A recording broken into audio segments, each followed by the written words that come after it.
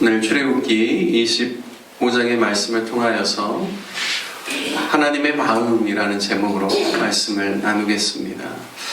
오늘 본문 말씀은 모세가 시내산 정상으로 이제 올라가서 40주 40야를 머물면서 하나님께 또 말씀을 받는 내용입니다. 그 말씀의 또 중심이 되는 내용은 하나님을 예배할 성막을 또 어떻게 만들어야 될지에 대한 성막의 모형도를 하나님께 받는 것이죠.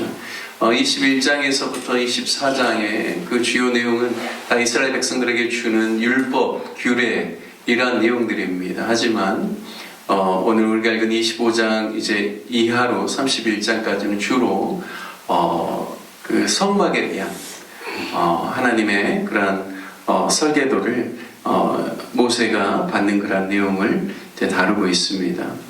이스라엘 백성들이 다른 민족과 다른 가장 큰 구별점은 하나님께로부터 직접 받은 율법의 말씀이 있다라는 것이고, 또 한 가지는 또 하나님께서 친히 이렇게 예배하라라고 해주시는 그 성막의 모형들을 직접 받고 또 하나님을 예배하는 그러한 민족이라는 사실을 알 수가 있습니다.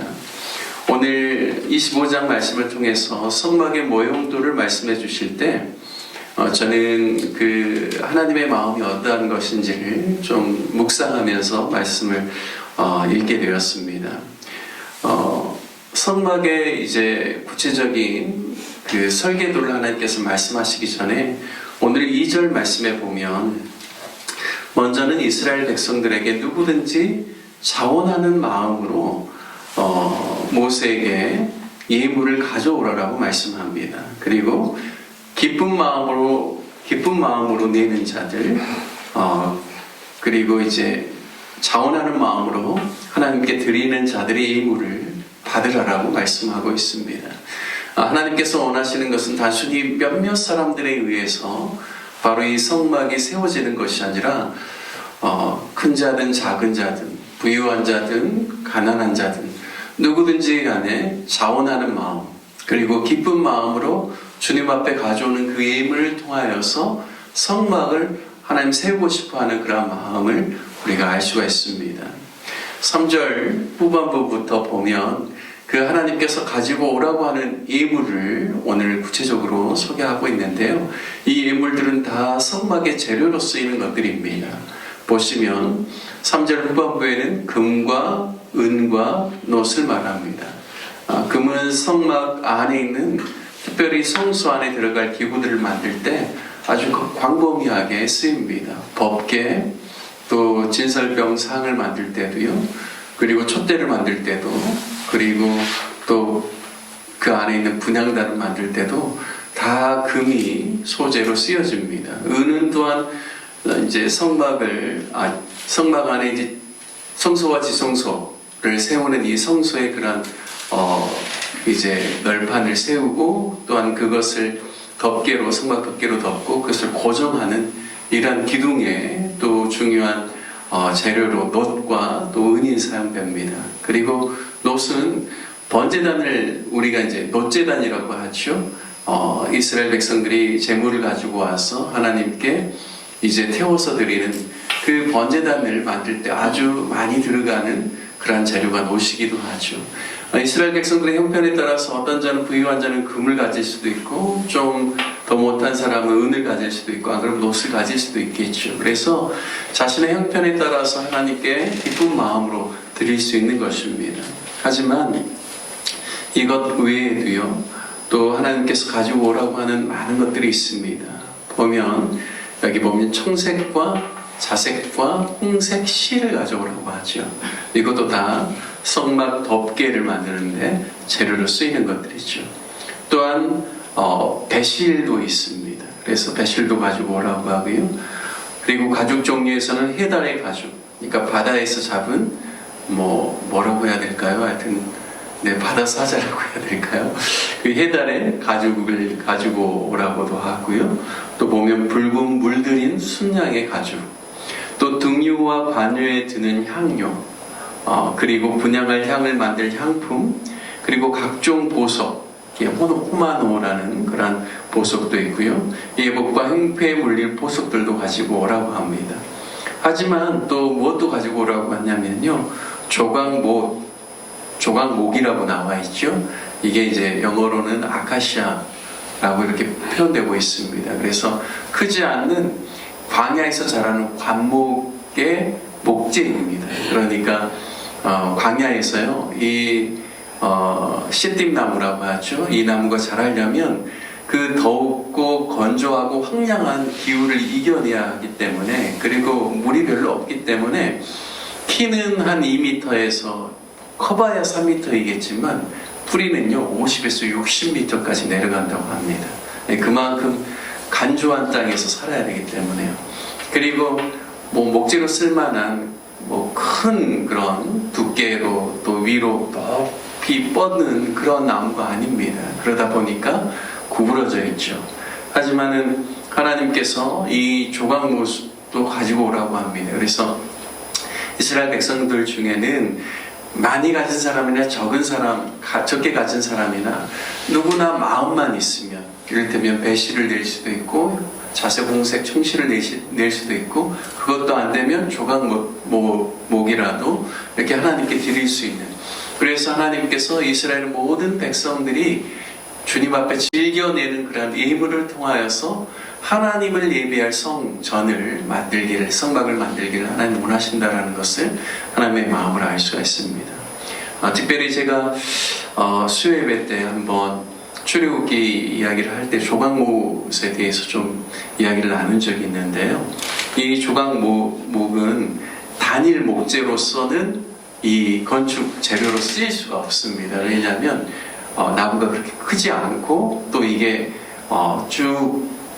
이를테면 널판으로 큰 목재로 쓰일 수 있을 만한 그런 나무가 나오지 않기 때문에, 특징은 뭐냐면 조각못은 이렇게 나무와 나무를 연결할 수 있어야 됩니다. 그래야만 이걸 목재로 쓸 수 있는 거죠. 근데 중요한 것은 거의 대부분의 널판이 들어가는 면이 들어가는 곳에는 다 그 속 재료로 무엇을 쓰냐면 조각못을 씁니다. 조각못은 내구성이 굉장히 강합니다. 광야를 이겨내야 되기 때문에 나무 재질 자체는 굉장히 딱딱하고 내구성이 강한 재질이지만, 이것은 독자적으로 쓸 수 없고 어떤 판 안에 들어가서 서로 이걸 연결해서 붙여서 써야만 하는 겁니다. 그래서 오늘 하나님께서 그 성막의 많은 부분들 중에 제일 먼저 이야기하는 것은 성소에서도 지성소, 하나님이 대제사장에게 직접적으로 말씀하시는, 그래서 이 지성소 안에는 법궤가 있죠. 오늘 보면 첫 번째로 이야기하는 게 이 법궤입니다. 이 법궤에서 하나님께서 주시는 두 돌판인 증거판을 그 안에 놓고, 그 위에는 속죄소라고 해서요 판을 올려놓고, 그리고 그 판에 두 그룹이 날개를 덮은 형태로 뚜껑 형태, 법궤 뚜껑 형태로 이제 이곳이 바로 속죄소라고 합니다. 그래서 제일 먼저 이걸 이야기하는데요. 중요한 것은 이 법궤를 만들 때도 오늘 본문에 보면 조각못을 그 금과 금의 그 판 안에 넣게 하고, 그리고 맨 위에는 금태로 두르게 합니다. 그래서 겉에서 볼 때는요 조각못은 전혀 안 보이죠. 뭐만 보이냐면 마치 그냥 금 상자처럼 보이는 겁니다. 여러분, 우리가 참 이것을 보면서 좀 묵상해 볼 필요가 있습니다. 그러니까 교회 성도님들 한 분 한 분을 볼 때는 각자는 연약해 보일 수도 없고, 그리고 이렇게 뭔가 굉장한 뭐라고 할까요?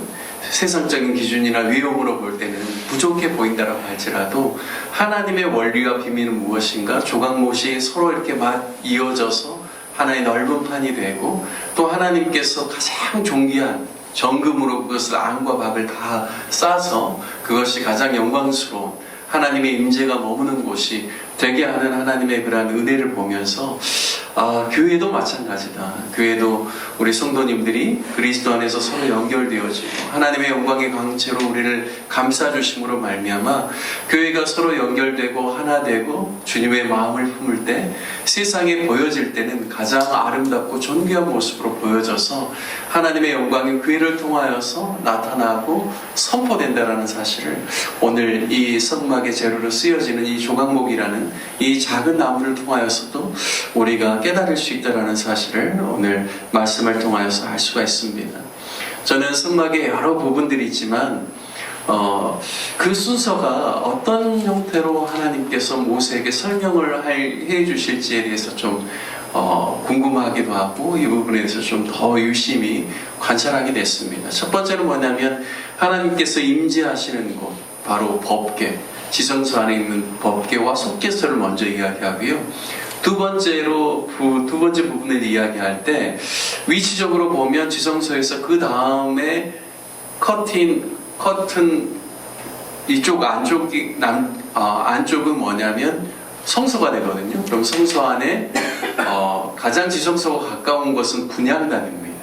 그리고 이제 떡상이 있고 그 아래 이제 이 7 금촛대가 있죠.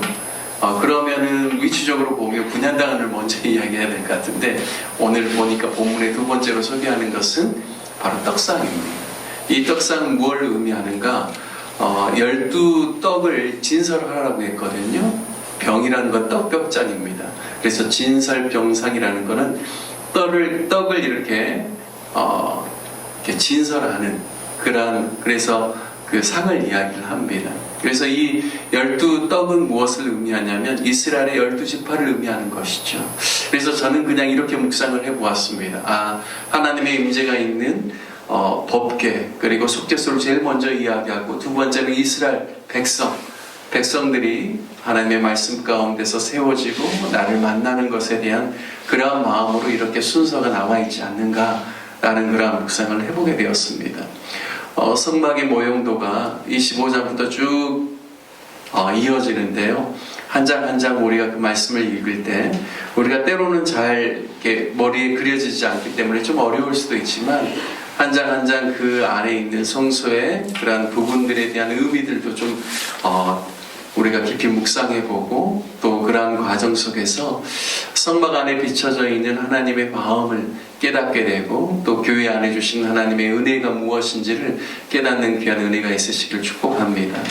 오늘 말씀을 생각하면서는 연약하고 부족하지만 저희들을 그리스도 안에서 연합하게 하여 주시고 가장 영광스러운 존재로 하나님의 영광으로 감싸 안아주시는 하나님의 그 은혜에 감사하는 기도를 드리면서 우리가 늘 하나님 앞에 기쁨과 자원함으로 하나님께 나아오고 하나님의 뜻을 이루고 하나님의 나라를 확장하는 데 쓰임받는 성도들이 될 수 있기를 위해서 이 아침에 기도하면 좋겠습니다.